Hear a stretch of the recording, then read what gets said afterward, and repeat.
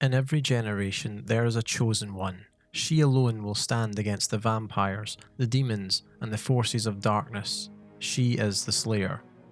In 1997, that opening line introduced the Buffy the Vampire Slayer television series and set up the foundational lore of the show. But as any long-time fan knows, there's a lot more to unpack behind those words. What is a Slayer really? What kind of legacy is she part of? Is it the noble calling it sounds like, or is it rooted in something more troubling? Over the next two videos, we're delving deep into the mythology of the Buffyverse Vampire Slayer. In this first part, we'll trace the Slayer's origins, her powers and weapons, and examine the organisation that guided and controlled her. Lastly, I will be speaking on the recent events that have happened in real life to bring Buffy back into the conversation, one of them being tremendously exciting and the other devastatingly sad. There's a lot to cover in this episode, and that's why it's taken so long since my previous video. Hopefully, we will get to a regular cadence of videos going forward. A couple of final disclaimers before we begin. We're mostly sticking to the TV show canon here, folks, with a few side glances at the comics and expanded universe lore. And yes, this will naturally be spoiler filled, so if you're not caught up, consider this your only warning. So, what exactly is a vampire slayer? Buffy Summers herself quipped that a slayer is she who hangs out a lot in cemeteries. It's a cheeky line that captures the absurdity of the job. On paper, the slayer is a chosen one, a lone warrior anointed by fate and empowered by supernatural forces to defend the world against vampires, demons, and all those things that go bump in the night. She's always female, always young, and endowed with abilities that make her the apex predator of the supernatural world. In short, she's faster, stronger, and tougher than any human built to go toe-to-toe with monsters. Crucially, the Slayer doesn't apply for the job, it chooses her. One day she's an ordinary girl, the next, fate drops a cosmic duty in her lap. That lack of choice is key to the tragedy of the role. A Slayer is born from necessity, not desire. She's tasked with deadly responsibility from the moment she's called, whether she wants it or not. By design, there's only one Slayer at any time, although we'll see how Buffy upends that later, of course. When one Slayer dies, the next potential Slayer is activated, gaining the power. It's a cycle meant to ensure there's always a champion to hold back the darkness. Despite the mystical fanfare, being the Slayer is often a lonely gig. Traditionally, she's isolated from those around her, forced to live a double life of homework by day and vampire staking by night, or in earlier eras simply training and fighting until an early death. The Slayer's journey is full of heroism, but also burden and fatalism. You fight, you sacrifice, and ultimately, you're expendable. A new Slayer will rise when you fall. Buffy Summers, however, breaks the mold. Buffy is called like those before her, but she fundamentally reshapes what it means to be the Slayer. Rather than fight alone, Buffy surrounds herself with friends and allies. Rather than isolating herself, she insists on having a social life, family, and even a love life. She doesn't treat the Slayer calling as a death sentence or a sacred imprisonment, it's just one part of who she is. That refusal to be defined solely by duty is a running theme in Buffy's story. It's one of the reasons she stands out as a character and as a fresh take on the chosen one archetype. To really understand how radical Buffy's approach is, though, we need to start at the beginning, with the very first Slayer and the dark origins of the Slayer lineage. When we talk about Slayer mythology, it's tempting to focus on heroics, the girl with superpowers saving the day. The origin of the Slayer line might seem like a story of empowerment, but it also has an element of coercion and violence. The first Slayer wasn't chosen in any noble sense, she was created, a weapon forged by those who did not view her as a human being, but simply a means to an end. The show hints at this unsettling truth throughout its run, but doesn't fully reveal it until season 7, expanding on it later in the comics. Thousands of years ago, in an age when primordial demons roamed the earth, a group of tribal mystics known as the Shadow Men decided humanity needed a champion. Rather than seeking divine intervention, they used dark magic. They forcibly infused a young girl, Sineya, with the essence of a demon, melding the heart, soul, and spirit of something inhuman into her. The result was devastatingly effective. Sineya gained immense strength, speed, and resilience. She could fight the monsters humanity couldn't, but the cost was her autonomy. She wasn't asked to protect humanity, she was forced into it. Her humanity stripped away, Sineya lived a life of primal isolation, reduced to a hunter with little language, connection, or choice. When she inevitably fell in battle, the Shadow Men's magic ensured her power transferred to another unsuspecting girl. Thus began an endless cycle. One Slayer dies, the next is called. No consent, no warning, no escape. The Chosen One might seem like she was chosen by destiny, but in actual fact it was by design, bound to an ancient system of sacrifice. It makes you think about the Slayer mythos in a different light. The Slayer was never meant to live a normal life, she was meant to fight and die, a weapon in human skin. This becomes really obvious in Season 4's finale, Restless, when we first encounter the first Slayer as she invades the dreams of the Scooby Gang. In Buffy's dream, she confronts the spirit of the first Slayer, a feral girl of few words. Of the few words she says, we get a glimpse into the solitary life of the traditional Slayer. No friends, just the kill. The first Slayer can't understand Buffy's human bonds or her strength drawn from friendships and other normal relationships. To her, solitude and violence are survival. Buffy, however, refuses this vision of Slayerhood. Facing the first Slayer's aggression, she simply states, "You're not the source of me." Buffy acknowledges the fact that she is the Slayer, but chooses to make it a part of her character, not her entire identity. She will not be a weapon used by others. Her strength, unlike Sineya's, is enhanced by her human relationships. Buffy's struggle with the origins of her power becomes even more explicit in Season 7. In the episode Get It Done, she is transported mystically to the time of the Shadow Men. They offer to empower her further, essentially proposing to repeat the violation that created the first Slayer. Buffy refuses, not wanting to be used as Sineya was. She recognises that while the Slayer's power is real, its roots are tainted. The legacy of duty, honour and sacrifice is built on an act of profound violation. Yet, rather than abandon the role, Buffy chooses to reshape it. In the series finale, Chosen, Buffy changes everything. She shares the Slayer power with every potential Slayer across the world. No longer is one girl burdened alone. It's a revolutionary act that breaks the cycle of isolation and forced sacrifice. The Slayer line's origins are dark and uncomfortable. Sineya was forged into a weapon, stripped of choice and humanity. Every Slayer after her inherited that burden, but Buffy refuses to be defined by that legacy. She acknowledges its darkness, confronts its injustice, and ultimately reclaims the power on her own terms. Now that we understand the true origins of the Slayer, we can turn to the organisation that spent centuries overseeing and controlling this brutal cycle, the Watchers Council.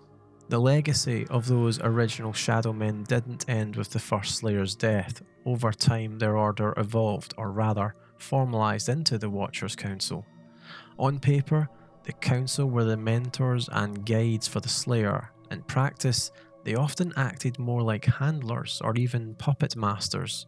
By the time we are introduced to them in the early seasons of the show, they are essentially an old boys club, headquartered in London, pulling strings globally wherever a new Slayer arose.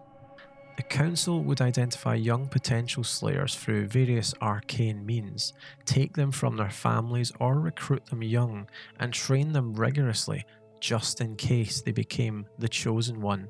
If and when a girl was called as the Slayer, a Watcher was assigned to teach her about the supernatural, how to fight it, and basically supervise her sacred duty. All of that sounds helpful in theory, humanity banding together to support its champion, and certainly individual Watchers like Buffy's own beloved mentor Rupert Giles did truly care for and nurture their Slayers, but as an institution, the Council was deeply flawed. It was a global organisation, but not a democratic or transparent one. It had a high-ranking inner circle of senior Watchers who called the shots. These were the tweed-clad traditionalists we glimpse through the series, Quentin Travers and his ilk. Their word was law for field Watchers like Giles. The Slayer herself was expected to obey her Watcher, and the Watcher answered to the Council hierarchy. Orders could be handed down from on high, and questioning them was not encouraged. One of the most notorious Council practices is the cruciamentum, essentially a Slayer's trial by ordeal on her 18th birthday. If a Slayer survives to 18, many of them didn't last that long, the Council secretly drugs her to strip away her super strength, then locks her in a house with a powerful vampire. The weakened Slayer must rely on wits and skill alone to defeat the vampire, or die trying. The Council frames it as a test of resourcefulness or a rite of passage to prove she's more than just brute force. In reality, it's pretty twisted. They are deliberately endangering a Slayer, their supposed champion, to satisfy some old tradition. In Buffy's case, this happens in the episode Helpless. The Council orders Giles to administer drug injections to Buffy to weaken her. A depowered, confused Buffy is then nearly killed by a psychotic vampire during the test. She survives barely, and Giles, remorseful for betraying her trust, reveals the plot. Buffy is understandably traumatized and furious. She confronts the Council and essentially learns what she suspected. To the Council higher-ups, she's not really a person. She's just something to be used to further their goals. Another major insight into the Council's ethos is how they handle a Slayer who doesn't toe the line. We see this with Faith Lehane, the Slayer called after Kendra's death. Faith, unlike Buffy, doesn't have a strong moral support system and goes rogue, even turning murderous in later episodes of Season 3. And what does the Council do? Their solution is to try and capture her to bring her back to London for trial, not to help Buffy contain or rehabilitate her, although, to be fair to her victims such as Lester the geology professor, they probably would have been happier with the Council's actions. Unfortunately, the Council's retrieval team fail and Faith embraces full villainy and becomes the #1 henchman for the season's big bad, the Mayor of Sunnydale, Richard Wilkins III. Of course, things do not go to plan and Buffy defeats the Mayor and Faith ends up in a coma. An interesting thought has occurred while doing my research for this video. Why didn't the Council send an assassin to murder Faith in her sleep? Surely, from their twisted perspective, the death of a comatose Slayer would be for the greater good because a new Slayer would be called, which they could assert control. What do you think? Pop your thoughts in the comments. Only later, once Faith has awoken, does the Council send a retrieval team to grab her, essentially to incarcerate or eliminate her. However, at this point she is about to start her redemption arc, but they don't care. This sends a clear message. The Council's concern isn't protecting innocents or even helping a Slayer in crisis, it's maintaining control. Buffy's independent streak and willingness to defy the Council comes to a head in Season 5's Checkpoint. The Council bigwigs fly to Sunnydale to audit Buffy, basically, to decide if she's worthy of their information and resources in her fight against Glory, revealed to be a hell god. They dangle vital information in front of Buffy but subject her to a demeaning review board and tests. It's another power play. Buffy, however, has matured since the Helpless debacle. In one of her most iconic moments, she shuts down the Council's interrogation and gives them a scathing ultimatum, paraphrasing here as, "I'm the Slayer, The power flows through me. You need me a lot more than I need you.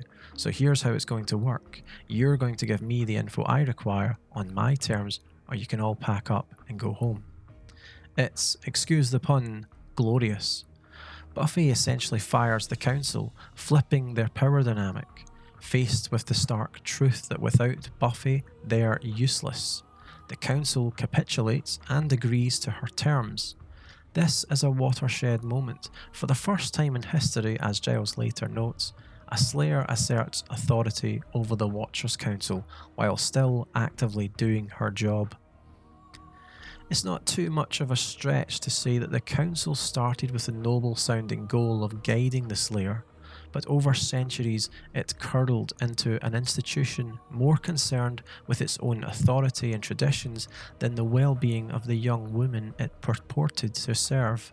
They kept the Slayer in the dark, making her fight alone and testing her loyalty.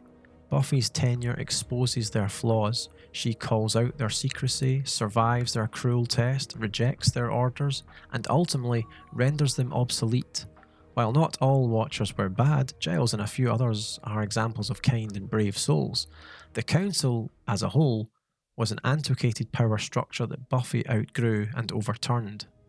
Now that we've covered who the Slayer is, where the power comes from, and the forces that sought to control her, let's talk about what a Slayer can actually do. Buffy and her fellow Slayers aren't just strong in a metaphorical sense, they have very real, very formidable powers and abilities granted by that mystical lineage. How strong is a Slayer exactly? What advantages and limits come with the title? Let's dig into it, shall we? The first obvious trait of the Slayer is the super strength. Slayers may appear like petite young women, but they can punch way above their weight class, literally. How strong?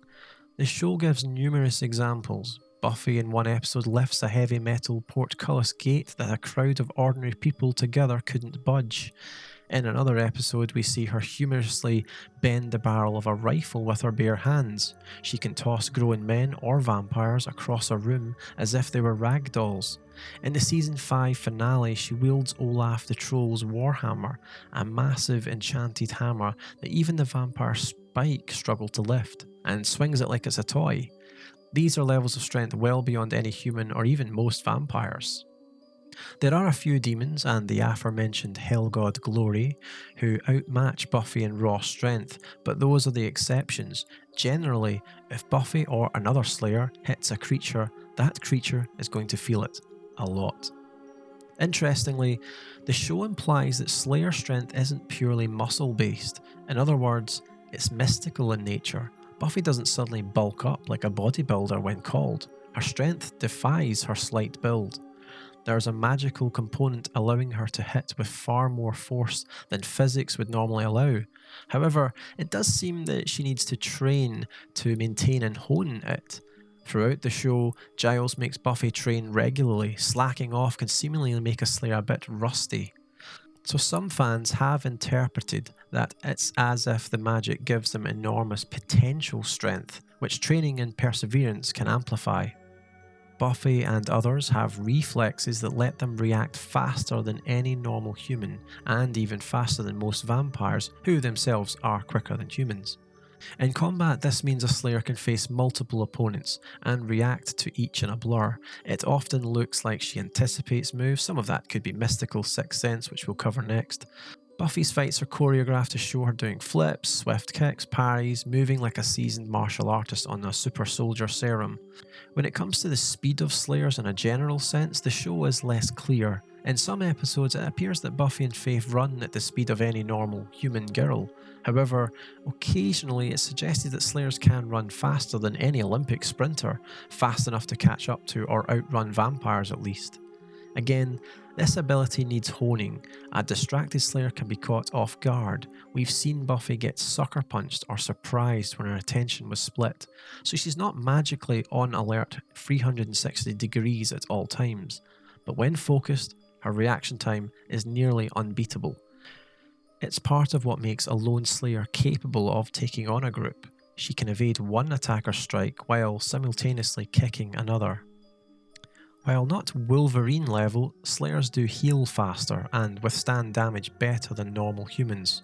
Throughout Buffy, we see our heroine take some serious punishment and get back up. She has been knocked unconscious or injured plenty, but usually bounces back quicker than should be possible. However, Slayers are not immortal. A fatal wound is still fatal. Buffy famously dies at the end of Season 5, sacrificing herself from a high fall and mystical energy blast. She didn't magically heal from that, her friends had to resurrect her via sorcery. Beyond the physical, Slayers have a mystical connection to something greater. This often manifests as prophetic dreams. Buffy and other Slayers before her occasionally dream about things that are yet to happen, or gain insight through visions while asleep. In Season 1, Buffy dreams about the Master rising and her own death in the episode Nightmares, which forewarns her of the Season 1 finale events. In Season 3's finale Graduation Day, she and Faith share a surreal dream where Faith, in a coma at the time, cryptically tells Buffy about Little Miss Muffet and that counting down from 730, hinting at Dawn's arrival, Buffy's sister who is mystically inserted into reality and events 2 seasons ahead in Season 5. It's very trippy stuff. These dreams suggest that Slayers are plugged into some kind of collective unconscious or higher mystical source that sends them messages. It might be past Slayers communicating or just the universe's way of guiding its champions. In addition to full-on prophetic dreams, Slayers have sharp intuition about the supernatural. They can sometimes sense vampires when they're nearby. Buffy describes a sort of tingling or just a gut feeling. It's not 100% reliable like Spider-Man's Spidey sense, but it's there. For instance, in one episode, Buffy immediately knows a vampire is in the room despite appearing human. There's also an element of connection to past Slayers. In Season 7, a spell brings Buffy a brief encounter with the spirit of the first Slayer again, who offers guidance. In the Fray comics, the future Slayer lacks the prophetic dreams at first because the line was interrupted, which is treated as an anomaly, underscoring that normally Slayers do get those memories or visions passed down. All of this adds a quasi-spiritual layer to the Slayer's powers. She isn't just a girl with enhancements, she's the latest chapter in an ongoing story, and that story whispers to her in her sleep. It's important to appreciate the limitations of a Slayer's power as well. They're powerful, but not all powerful. They're still fundamentally human in many respects. They feel pain, fear, doubt. Their powers don't protect them from heartache or mistakes. Buffy can be emotionally exhausted or distracted, which can undermine her effectiveness. Magic can also neutralize or affect a Slayer. We saw this with the cruciamentum drug, that her powers can be chemically suppressed. Slayers have no special immunity to things like poison or disease, though they do have a stronger constitution. Lastly, Slayers experience death just like anyone. Buffy has died twice, Season 1 briefly, Season 5 fully. Other Slayers throughout history died typically within a year or two of being called. Strength and skill only carry you so far when you're fighting every night. Eventually luck runs out, or an enemy gets the drop on you. While we've shown that the Slayer's powers are crucial tools, it's a Slayer's heart and resolve that truly defines them. Buffy's greatest victories, and those of other Slayers and allies, often come from inner strength, cleverness, or teamwork, rather than sheer physical might. The show's philosophy is summed up well in a line from Season 7. It's not about right, not about wrong, it's about power. They toy with that idea, but ultimately conclude that how you use power matters more than having it. Spike tells Buffy in Season 5, every Slayer has a death wish, implying that the power alone isn't enough. The psychology of being forced into solitude wears them down. Buffy breaks that cycle by finding meaning beyond just slaying. So yes, a Slayer has the tools: power, speed, skill, resilience. These make her a nearly unbeatable one-woman army against the forces of darkness. But Buffy shows that what makes a Slayer legendary is her choices. Buffy's choice to care, to love, to surround herself with friends. Those weaknesses become her strengths and allow her to defeat enemies no lone Slayer ever could. Now that we have discussed the powers of the Slayer, it's time we look at the weapons they traditionally use. A Slayer may have supernatural strength, but she's still a warrior, and every warrior needs weapons. Buffy's arsenal blends tradition with improvisation, from stakes to rocket launchers. The wooden stake is the Slayer's trademark, simple, silent, and deadly. Buffy's Mr. Pointy was inherited from Kendra, but she often improvised stakes from chair legs or tree branches.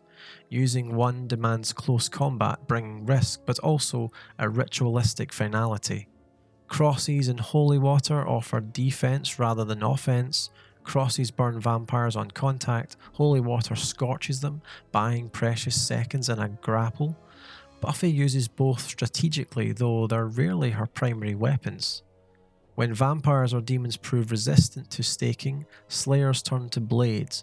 Buffy wields swords in high-stakes battles, notably against Angelus, and axes against stronger foes. Smaller knives offer quick strikes or throwing options. Crossbows allow Slayers to strike from a distance, launching wooden bolts with deadly precision. Buffy occasionally uses them, though they're slower to reload and riskier if they miss. Kendra favoured a tactical crossbow approach, and the Potentials in Season 7 trained extensively with them, recognising the advantage of keeping enemies at bay. As we've explored, Buffy isn't bound by tradition. She famously defeats the supposedly invulnerable Judge with a rocket launcher, exploiting medieval loopholes with modern firepower.